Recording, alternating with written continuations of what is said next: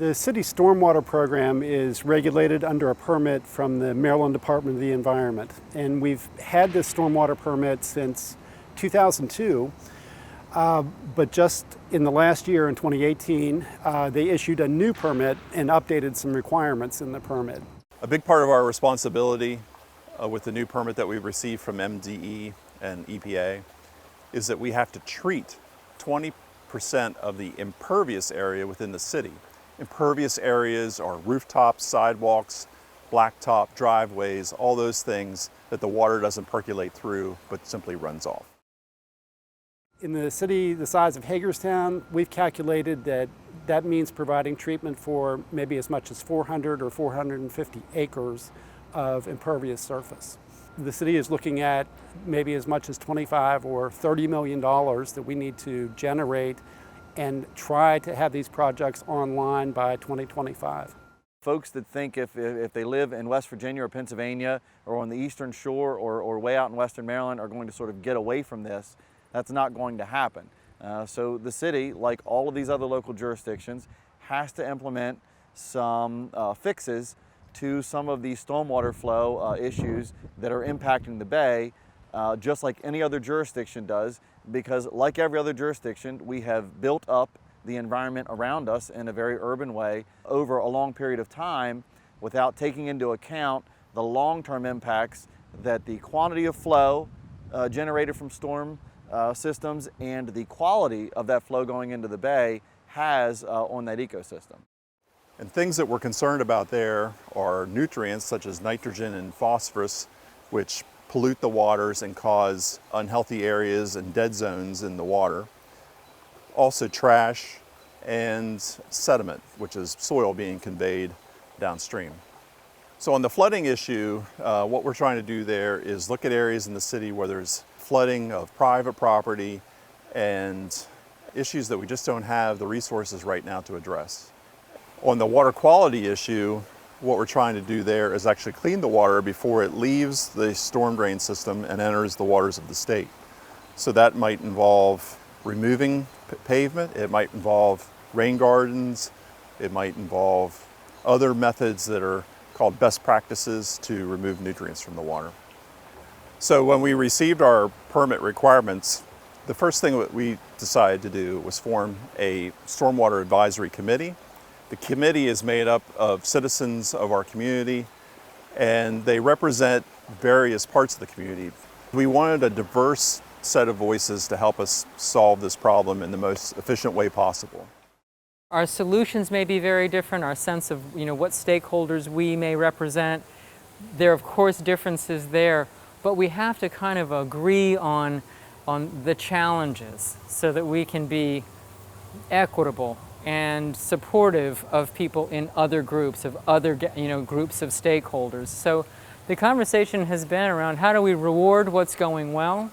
How do we encourage different groups of interested parties to collaborate with each other, as we have been able to do at this table, and to sort of try and make a positive out of what is it's a challenge. There are really two basic ways of raising revenue like this. One would be a tax increase that would affect all property owners that receive tax bills now. The other way is implementing what we're calling a stormwater user fee, and it's actually a fee that is based upon how much impervious surface you have on your property, because the more impervious surface you have, the more runoff you're generating, and really the more you're straining our stormwater system. I'm sure that if you look at Frederick City, who's had this fee for a long time, and in some of the other jurisdictions that are adopting it, the city's going to have to implement some type of stormwater management fee that allows us to be able to pay for the projects that the state and federal governments are mandating that we have to do to correct those stream resource stormwater management impacts that we're having. I would certainly contribute towards it. I lost a brand new truck. I had a brand new Isuzu box truck that I paid almost $80,000 for that got under 6 feet of water and was totaled. I lost another pickup truck, and we lost probably $50,000 to $100,000 of inventory from the building being flooded. So we lost a significant amount of money, and certainly would be happy to contribute a little each month or each year to help solve the problem. As a church, we don't pay taxes. We're blessed by that. And we don't necessarily face that dilemma, which I know is a challenge for some people. We do pay our electric bills and our gas bills and all those sort of things. But as a church that has a lot of hard surfaces around it, as a large parking lot, we need to be aware how that impacts the system. Is it something we want to do and paying fees for that? Probably not, but it's something we need to do, something we're called to do, something that is important for us to do. So we will engage in the process. We will pay our part of keeping the environment that we care and love about as safe and as pristine for ourselves as well as for those who come after us. It's important that the water quality of what's heading to the Chesapeake improves. The water that comes through here is just filthy. It's full of trash and debris, and every bit of improved stormwater management that we can do improves the quality of our drinking water and improves the quality of the Chesapeake Bay. So we have a lot of work to do in front of us, and some of it's very expensive.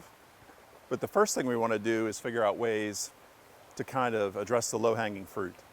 And some of the things that we can do to improve water quality would be accelerate our street sweeping program to pick up more trash and solids off the street. Would be to actually physically clean out the inlets by lifting off the grate and sucking out whatever debris and trash is in there. And also be planting trees. I think you'll see a significant increase in the amount of trees that we plant every place basically we can find, because that gives us credits towards meeting that 20% pavement reduction goal. During our time on the committee, we spent multiple meetings discussing a credit policy to help soften the blow of the cost for everybody affected. We discussed new construction, redevelopment, and also voluntary practices for the homeowners themselves. So we're standing here at a place that most people have probably never been to. It's in City Park, it's the north end, and behind me a large storm drain drains most of the west end. There's drains like this all throughout the city. This is just part of the network of drainage that conveys water from wherever it falls on the ground, eventually hitting the Chesapeake Bay. The thing about the system is that most of it's underground, so most of us don't even think about it. All most of us care about is that when it rains, that the water gets taken away. And where is away? It's just like when you have a piece of trash and you throw it away. Away is an actual place. And in this case, when something is thrown on the ground, on the street, piece of litter, and it's washed away, away is like the stream that we're standing here today. It's the Antietam Creek, it's the Potomac River. Wherever it gets swept to and gets hung up, that piece of trash has found a new home. And you can see plenty of it where we're at here today. Things that we can't see, like nitrogen and phosphorus, are also being conveyed in the water, and they have damaging effects too. So when you over-fertilize your yard, and that water that comes from the rainfall washes that fertilizer away, away is into the water of the state, and it has an impact. And when we all do that, it has a cumulative impact that's very significant.